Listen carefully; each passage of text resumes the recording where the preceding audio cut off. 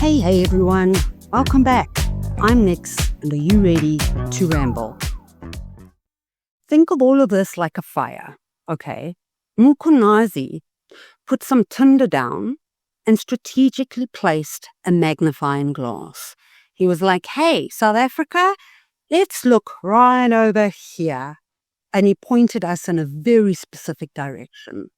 And if you've been a kid and you've played outdoors, you know what a magnifying glass in the sun is able to do. By now, you should all have seen Hendrik Toit's statement coming out and saying that the corrupt government needs to rein themselves in. He was recently on Biz News, so you can check it out there. But I do think he has broken the seal, so to speak. And I do predict that we're going to see a lot more of this in the future. Because now, Fulufehlo Manyenda published a personal opinion piece in the Daily Maverick. And I just want to share with you a couple of points that I most enjoyed. Who is this gentleman, by the way? Since 1997, he's been in the research industry. At the moment, he is Dean of the Faculty of Management Sciences at the Durban University of Technology.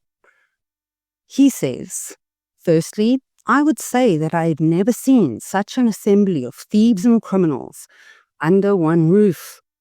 And congratulations for bringing all the looters, corruptors, and those who are accessories to murder and drug smuggling in our country together. Because, I love this, because akin to the 1957 gathering of the American mafiosa in New York, if we were a functional country, it could make the work of the law enforcers easy. Because they would all be here in South Africa, and they're probably all sitting in Luthuli House. He says, secondly, and most importantly, I am extremely disappointed, and so are all South Africans, that over the past 30 years, it has not dawned on you that you and the ANC, NEC, were at the helm of the nation's leadership. If somebody hasn't put it together absolutely perfectly, I think that's what stood out for me, is that it did not dawn on them that they are at the helm of leadership. Didn't you demobilize yourselves since returning from Robben Island and from exile? Most of you continue to talk in revolutionary tongues as if you were still in the trenches or opposition benches. Yes, thank you. Most of you still blame apartheid for everything from unemployment to lack of housing, inequality, and the poor progress with land reform. Yes, it's like the clouds are parting and the sun is shining. I almost got goosebumps. Apartheid surely can't be part of our DNA. It should be in our history. Do you realize that a moment presented itself and passed without you lifting a finger? Now you have unfortunately set Black lives back generations, so far back that at this rate they have about 100 years to catch up. As if Black lives don't matter. As if that wasn't enough. Here is an insult amongst all insults. You have really embarrassed us among our fellow white South Africans. As Julius Malema once put it, you make us a laughing stock among whites. You're straight into the heart. You have made Black a synonym with incompetence, thievery, tenderpreneurship, laziness, and other adjectives. Harsh. True, but harsh. He goes on to say, you have confirmed the stereotype, rightfully or wrongfully, attributed to the apartheid leader P.W. Botha, suggesting that blacks would not be able to rule themselves. Yeah, he did say that. We are even embarrassed outside our borders. because when we land in London or the US, they treat us with suspicion, lumping us together with Nigerian drug smugglers who use fake passports.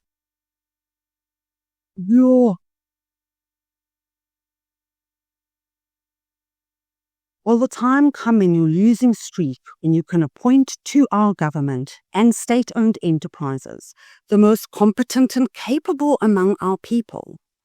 Because, I love this, because of your association with the Chinese, we thought meritocracy and performance-based appointments would rub off. KwaZulu Police Commissioner General Mkhwanazi had to plead with the public because he knows that you know about the corruption among your ranks and will do nothing about it. Correct. People say the police commissioner is corrupt. Fine, everyone's corrupt. Let's go with that basis. But the idea that he stood up on live television, being in the position that he is, without having to say it, we all know he tried to go the correct routes. He tried to escalate this through the correct channels. And his absolute last resort was going live in front of the nation. So let's just read that again. Police Commissioner Mkhwanazi had to plead with the public because he knows that you know about the corruption among your ranks and will do nothing about it.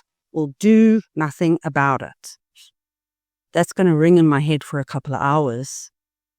Your appointment of the Commission of Inquiry is testament that you take neither him nor us, the South African public, seriously, because we all know that the appointment of a commission is a convenient alternative to holding anyone accountable. Because you're just delaying the necessary action you have to take, Cyril. The action is firing the Minister of Police. And in order to delay that, you apparently need to have a commission of inquiry first. I mean, there's so much in here. It's just a fascinating article. When you meet like this at your regular NEC, what do you communicate to each other? Yes. Do you brag about the new Mercedes-Benz and BMWs that you have ordered for your ministerial positions or bought with your corruption proceeds? Do you brag about the mansion you are buying in Camps Bay or even in Panama? Fulufehlo closes off by saying, because your sins are way too numerous to count, let me leave you with the following words of counsel. You are very lucky that South Africans are peaceful people and that they are so used to hardship. Correct. If these conditions of unemployment among the youth, the highest inequality in the world, were prevalent in any other country, I promise you that a coup, a civil war, or an uprising would have long ensued. Correct. Thanks to the social grant scams that you have used thus far to zombify our people, this hasn't happened. They help to numb their pain. But for how long? As the Chinese put it, I love it that Cyril runs to the Chinese, but can't in any way have some of their business acumen rub off. And then another relatively prestigious person, a black person, says to Cyril, as the Chinese put it, now and again you should sacrifice the most senior among you to set an example and reignite hope in society. Shame, and he ends off by saying, my last plea out of sheer desperation is that you take all our boys and girls out of the Nyopi and drug-infested townships and villages, put them in the military, professionalize the military, and give these kids some skills, some discipline, and some hope. I could almost burst into tears just reading that. Absolutely. Without it, the simmering tensions will explode, and when they do, they will consume us all. Yo, that is so powerful. I hope Cyril manages to read this and somebody in another country doesn't show it to him in a couple of years and he goes, "What? Where's this from? Who's this gentleman?" No, I'm shocked. That is powerful. That is honestly powerful. Without it, the simmering tensions will explode, and when they do, they will consume us all. And the thing about just please give these kids some skills, some discipline, and some hope.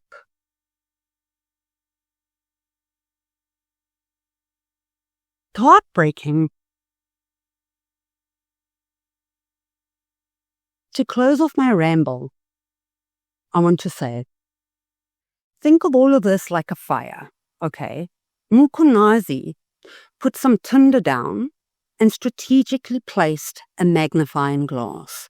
He was like, "Hey, South Africa, let's look right over here." And he pointed us in a very specific direction. And if you've been a kid and you've played outdoors, you know what a magnifying glass in the sun is able to do. Hendrik the Toit was the first spark from that magnifying glass. Fulufehlo is a small gust of wind. And now there's smoke. And you know what they say about smoke? Where there's smoke, there's fire. And I predict that we're going to start seeing a lot more of corporate finally stepping up and saying, okay, enough's enough.